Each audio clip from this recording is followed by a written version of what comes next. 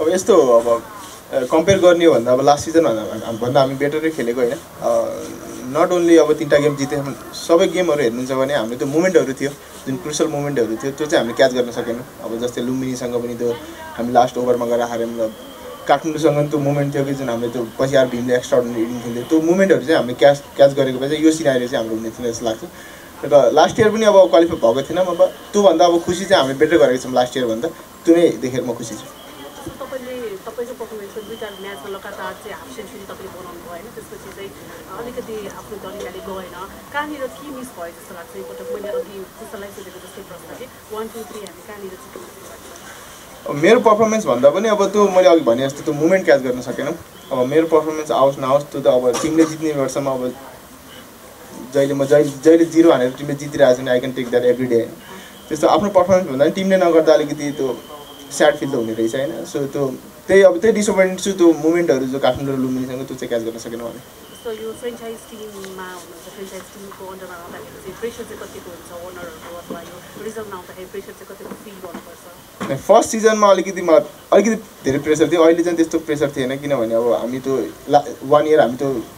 experience भइसकेको थियौँ as a अनरलाई पनि एज अ प्लेयरलाई एज अ डोमेस्टिक प्लेयरलाई पनि होइन त्यो भएर यो इयर चाहिँ त्यस्तो प्रेसर थिएन टिमले राम्रो गर्नुपर्ने भन्ने चाहिँ थियो तर अब सबै म्याचेसहरू सबै टुर्नामेन्टहरू राम्रो त गरेको हो तर त्यही अघि भने जस्तै मुभमेन्टहरू चाहिँ क्याच गरेन जस्तो यो एनपिएलमा चाहिँ नेपाली नेसनल टिमको चाहिँ ओपनरहरूको पर्फर्मेन्स त्यति राम्रोसँग चाहिँ आउन सकेन खुलेर आउन सकेन हामी T20 वर्ल्ड कप खेल्दैछौँ होइन तपाईँको मात्र होइन जुन पनि ओपनिङमा खेल्दै हुन्छ उहाँको पर्फर्मेन्स त्यति आउन सकेन त्यो हिसाबले चाहिँ कतिको कन्सर्नको विषय हो जस्तो लाग्छ यहाँलाई होइन खै म त वान डाउन खेल्दा छु अब हेर्ने हो भने अब एउटा म्याचमा लोकेशले राम्रो गरिरहेको थिएन अब 2टा म्याच मेरो राम्रो भयो थियो आसिफ पनि फर्स्ट म्याच चाहिँ राम्रै गरिरहेको थियो अनिलले पनि राम्रै गरिरहेको थियो जो ओपनर खेलेर त्यो स्टार्टहरू चाहिँ पाइरहेको थियो होइन त्यो क्याचिङ चाहिँ गर्न सके जसरी त्यो क्याच गर्न सके जसरी हाम्रो टिमको एउटा रोसिन्टन जसरी ब्याटिङ गरिरहेको थियो होइन एज अ ओपनर भएर उसले सबै ठुलो स्कोर गरिरहेको थियो हाम्रो लागि त्यो हामीलाई खुसी थियो त्यो चाहिँ डोमेस्टिक प्लेयरबाट आएन कुनै पनि ओपनर या कुनै पनि नम्बर 3बाट चाहिँ आएन त्यो देख्दाखेरि अब नराम्रो लाग्छ हाम्रै टुर्नामेन्ट हो हाम्रै ग्राउन्ड हो होइन जति पनि सपोर्ट हाम्रो लागि आउँछ होइन त्यो नदेख्दाखेरि चाहिँ अझै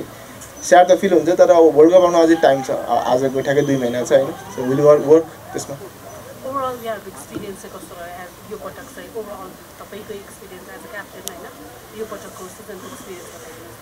न राम्रो रह्यो अब जसरी अब फरेन प्लेयरहरू हेर्नुहुन्छ भने हाम्रो टिममा पनि राम्रो प्लेयरहरू आउनुभएको थियो जस्तै जिमी निसमदेखि लिएर जसन रोयसँग ड्रेसिङ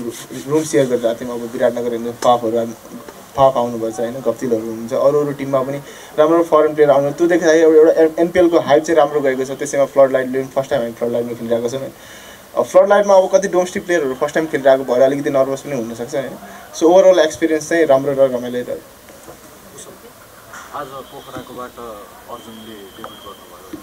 अर्जुनको भन्नु कतिसम्म प्रमिस देख्नुहुन्छ होइन धेरै राम्रो प्लेयर होइन जसरी उहाँले डोमेस्टिकमा रनहरू बनाइराख्नु भएको छ होइन अब T20 खेल्नु भएन होला होइन तर जसरी वान डेमा जसरी रनहरू बनाइराख्नु भएको छ सो हामीले सबै प्लेयरलाई चान्स दिन खोजेको आज होइन अब कृष्ण पौडेल पनि खेल्नु भएको थियो तर अनफर्चुनेटली बलिङ चाहिँ गर्नु भएन होइन अब अर्जुनलाई पनि हामीले त्यही अनुसार रोहितलाई पनि जसरी राम्रो गर्यो उसले पनि एज अफिस पनि होइन सो अर्जुन राम्रो प्लेयर हो जसरी उसले आफ्नो गेमलाई लगेर जान्छ होइन त्यो देख्दाखेरि चाहिँ एज अ टिममा अर्जुन हुँदा चाहिँ खुसी लाग्छ थ्याङ्क यू